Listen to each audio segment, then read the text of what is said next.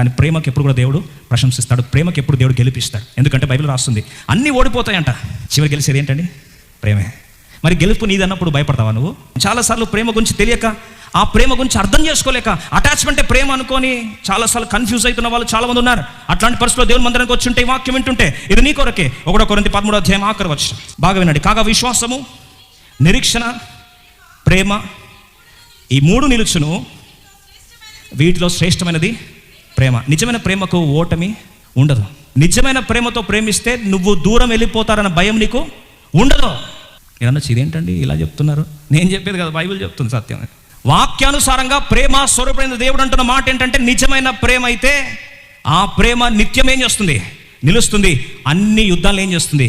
గెలుస్తుంది. అన్ని విప్లవాలు ఓడిపోయినాయి, ఒక్క విప్లవం తప్ప, అదే ప్రేమ విప్లవం. కానీ నిజమైన ప్రేమలో అటాచ్మెంట్స్ ఉండవు. ఎందుకుండో తెలుసా అండి?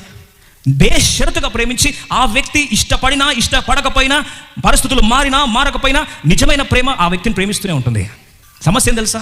అటాచ్మెంట్ అయితే, అందుకు బైబిల్ రాయబడమాట, అటాచ్మెంట్ దేవుడు ఎప్పుడు కూడా అప్రిషియేట్ చేయడు. ఎందుకు చేయడండి? కొలస్సీయుల రాసిన పత్రిక 3:2 వచనం, పైనున్న వాటి మీదనే కానీ భూ సంబంధమైన వాటి మీద మనస్సు పెట్టుకొనకడి. మనసు పెట్టేసుకుంటే దాని అటాచ్మెంట్ అవుతుంది, అది భూ సంబంధమైనది. అటాచ్మెంట్ ఉన్న దగ్గర పెయిన్ ఉంటుంది, బాధ ఉంటుంది, వేదన ఉంటుంది, కన్నీరు ఉంటుంది, భయాందోళన వాతావరణం ఉంటుంది, అనిశ్చిత ధోరణి ఉంటుంది. ఏమవుతుందన్న ఆ వేదన అనుక్షణం వేధిస్తూ ఉంటుంది.